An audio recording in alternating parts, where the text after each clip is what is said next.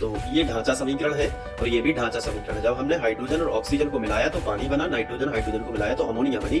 तो अभी ये संतुलित नहीं है, तो इनको संतुलित करना जरूरी है ताकि दोनों तरफ बराबर द्रव्यमान हो सके। नमस्कार विद्यार्थियों, मैं संदीप खरे आप सभी का स्वागत करता हूं आपके अपने चैनल फ्री ऑनलाइन कोचिंग में। और अध्याय 1 को आगे बढ़ाते हुए आज का हमारा टॉपिक है कि क्या रासायनिक समीकरण को संतुलित करना आवश्यक है। मतलब संतुलित करना क्यों जरूरी है, संतुलित रासायनिक समीकरण का क्या महत्व है। ये क्वेश्चन बदल के भी आपसे पूछा जा सकता है कि हमें कोई भी रासायनिक समीकरण संतुलित क्यों करना होता है। जैसे हमने अभी रासायनिक अभिक्रिया पढ़ी थी कि हाइड्रोजन ऑक्सीजन के साथ मिलकर पानी बनाता है।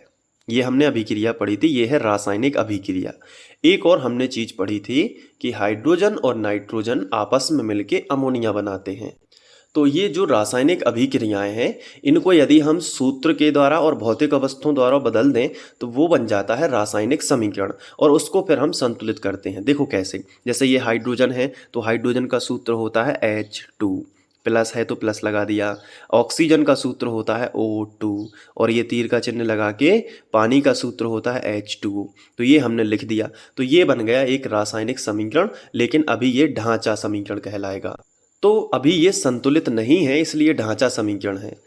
अब इसी तरीके से ये भी है, नाइट्रोजन का सूत्र क्या होता है N2, हाइड्रोजन का सूत्र क्या होता है H2 और अमोनिया का क्या होता है NH3। ये अमोनिया का सूत्र है और ये भी क्या है, एक ढांचा समीकरण, क्योंकि ये अभी भी संतुलित नहीं है और ये भी संतुलित नहीं है। तो क्वेश्चन ये उठता है कि इन्हें संतुलित करना क्यों जरूरी है। हम ऐसे भी तो लिख सकते हैं, इन्हें क्यों संतुलित करना है, इन्हें क्यों दोनों ओर बराबर करना है, इन्हें क्यों दोनों ओर बराबर करना है, दोनों ओर बराबर करना क्या जरूरी है। तो आइए इसको एक एग्जाम्पल से समझते हैं। तो बात है सन 1756 की, जब एक लोमोनोसोव नाम के एक वैज्ञानिक ने एक नियम दे दिया था जिसे हम द्रव्य का संरक्षण का नियम कहते हैं। इसे हम अंग्रेजी में law of conservation of mass कहते हैं। तो ये नियम क्यों है और हम रासायनिक समीकरणों को संतुलित करने का महत्व भी समझ जाएंगे कि अच्छा इसलिए रासायनिक समीकरण संतुलित होता है। ठीक है, तो इसको समझते हैं। लोमोनोसोव ने द्रव्य के संरक्षण का नियम दिया था, जिसकी पुष्टि यहाँ पे बाद में लेबुजिए ने कर दी थी। तो लेबुजिए का हम प्रयोग समझने वाले हैं। लेबुजिए भी एक वैज्ञानिक ही थे जिन्होंने इनके नियम दिए हुए नियम की पुष्टि की थी। लेबुजिए ने क्या किया, एक फ्लास्क लिया इस तरीके से, ये एक कांच का उन्होंने फ्लास्क लिया। अब इस फ्लास्क में कुछ रेत भर दी, बहुत ही ध्यान से समझना है। इस फ्लास्क में इन्होंने क्या कर दी, रेत भर दी। इस तरीके से मान लीजिए कि ये रेत भर दी है।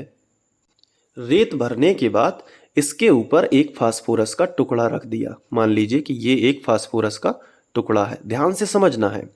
रेत भरने के बाद क्या कर दिया उन्होंने, एक रेत के ऊपर फ्लास्क के अंदर एक फास्फोरस का टुकड़ा रख दिया। ये फास्फोरस का टुकड़ा है। इसके बाद इस फ्लास्क के अंदर वायु तो होगी, ऑक्सीजन तो होगी। इसके बाद इस फ्लास्क के मुंह को बंद कर दिया। बंद किससे किया, कार्क की सहायता से। एक थर्माकोल का जो टुकड़ा है वो यहाँ पे अच्छे से ठूंस दिया या लगा दिया। ठीक है, तो ये देखो, ये कार्क का टुकड़ा जो है यहाँ पे लगा दिया।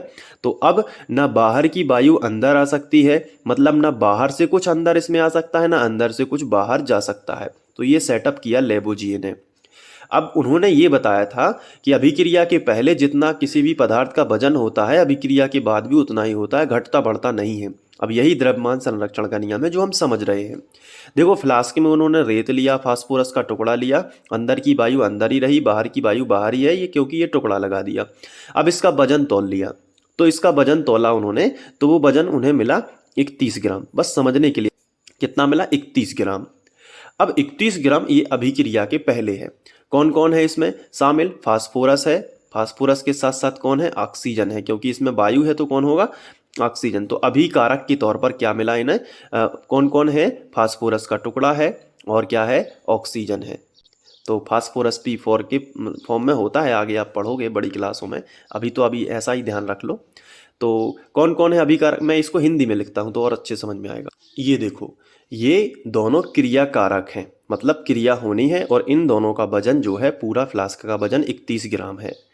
अब अभिक्रिया करने के लिए लेबुजिए ने इसके नीचे बर्नर रख दिया, मतलब आग लगा दी, मतलब इसको गर्म करना स्टार्ट किया। तो बर्नर की सहायता से मान लेते हैं कि ये एक बर्नर है और बर्नर में यहाँ पे धीरे धीरे एक लौ निकल रही है, जिससे क्या होगा, पहले रेत गर्म होगी, फिर फास्फोरस का टुकड़ा गर्म होगा, तो धीरे धीरे ये जलने लगेगा, जलेगा तो धुआं बनेगा, क्योंकि ऑक्सीजन की उपस्थिति में जलेगा तो धुआं बनेगा। इस तरीके से पूरे में धुआं भर गया। अब ये धुआं बाहर तो जा नहीं सकता, तो इसी के अंदर रहा, इसी के अंदर इस तरीके से भर गया, सब में धुआं ही धुआं भर गया। ठीक है, तो ये जो धुआं है ये है फास्फोरस पेंटाऑक्साइड यानी P2O5।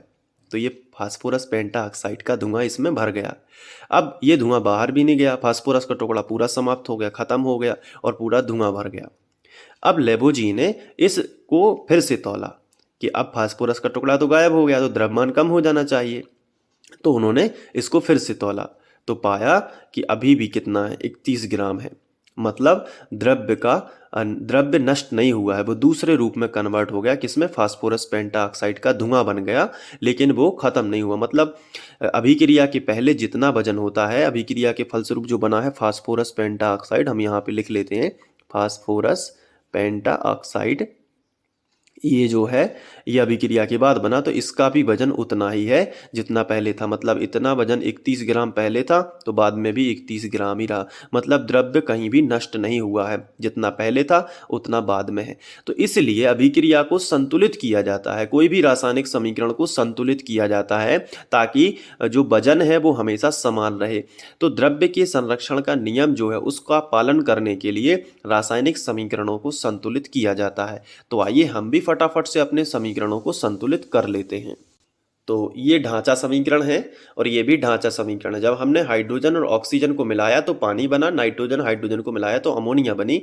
तो अभी ये संतुलित नहीं है, तो इनको संतुलित करना जरूरी है, ताकि दोनों तरफ बराबर द्रव्यमान हो सके, क्योंकि हम द्रव्य के संरक्षण के नियम का पालन करना चाहते हैं और इसलिए रासायनिक समीकरण को संतुलित किया जाता है। तो हम इसका आंसर बड़ी आसानी से लिख पाएंगे, बस इनको संतुलित कर लेते हैं। यहाँ पे देखो हाइड्रोजन कितने हैं, 2। यहाँ पे भी हाइड्रोजन कितने हैं, 2। दोनों तरफ संतुलित हैं, कोई दिक्कत नहीं। ऑक्सीजन यहाँ पे देखो कितने हैं, 2, लेकिन ऑक्सीजन यहाँ पे 1 है, तो यहाँ पे द्रव्यमान में गड़बड़ी हो गई। तो यहाँ पे 2 ऑक्सीजन है, लेकिन यहाँ पे तो 1 ही ऑक्सीजन है। तो इसको 2 करने के लिए हम यहाँ पे 2 नहीं लगा सकते, क्यों, क्योंकि सूत्र बदल जाएगा पानी का, वो हाइड्रोजन पर ऑक्साइड हो जाएगा। तो 2 का गुणा फिर हम यहाँ पे करेंगे, तो 2 ऑक्सीजन हो गया। लेकिन इस चक्कर में हाइड्रोजन 2 दूनी कितने हो गए, 4 हो गए। हाइड्रोजन 2 दूनी 4, तो 4 हाइड्रोजन है, लेकिन यहाँ पे तो 2 है, तो यहाँ पे भी हमने 2 का गुणा कर दिया। अब हो गया ये संतुलित रासायनिक समीकरण। वैसे इसी को भी कर सकते हैं।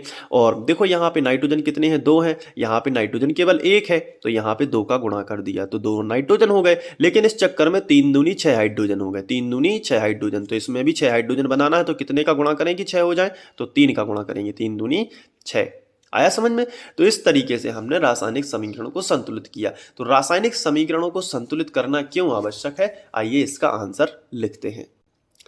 तो हम इस तरीके से लिख सकते हैं कि किसी भी रासायनिक अभिक्रिया में द्रव्य का विनाश नहीं होता है, यह सदैव संरक्षित यानी बचा हुआ रहता है। अर्थात इसका मतलब ये हुआ कि जो क्रिया कारक होते हैं या जो अभिकारक होते हैं, तो हम लिखेंगे कि अर्थात अभिकारक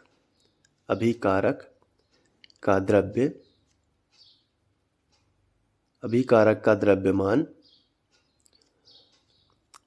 क्रियाफल या उत्पाद के द्रव्यमान के बराबर होता है। उत्पाद के द्रव्यमान के बराबर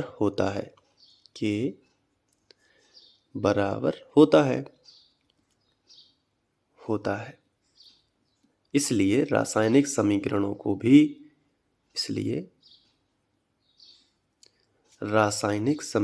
में भी यह प्रदर्शित करने के लिए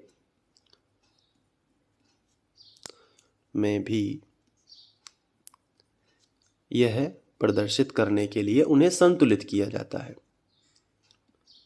यह प्रदर्शित करने के लिए उन्हें संतुलित किया जाता है। ठीक है, इसलिए संतुलित किया जाता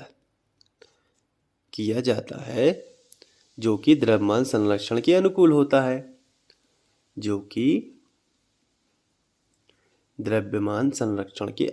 है, तो यही जो आंसर है आपको लिखना है कि रासायनिक समीकरण को संतुलित करना क्यों आवश्यक है। तो आपने पूरी प्रोसेस अच्छे से समझ ली है कि क्यों आवश्यक होता है। आप चाहें तो और डिटेल में भी इसको लिख सकते हैं और इतना भी लिख सकते हैं, ये एक आदर्श आंसर होगा आपको कि रासायनिक समीकरण को संतुलित करना क्यों आवश्यक है। या संतुलित रासायनिक समीकरण का महत्व, तो आप ये भी लिख सकते हो कि संतुलित रासायनिक समीकरण में दोनों ओर द्रव्यमान बराबर होते हैं, इसलिए ये द्रव्यमान संरक्षण के नियम के अनुकूल होता है।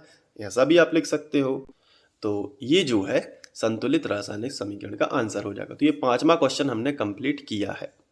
इसके बाद हम वेरी मोस्ट इंपॉर्टेंट क्वेश्चन करेंगे, वायु में जलाने के पूर्व मैग्नीशियम रिबन को साफ क्यों किया जाता है, नेक्स्ट वीडियो लेक्चर में। तो चलिए आप अच्छे से नोट्स बनाते जाइए एक एक करके, जैसे कि मैं बनाते जा रहा हूँ। तो इससे क्या होगा कि आपको बाद में रिवीजन करने में कोई दिक्कत नहीं होगी। चलिए मिलते हैं नेक्स्ट वीडियो में। Thank you.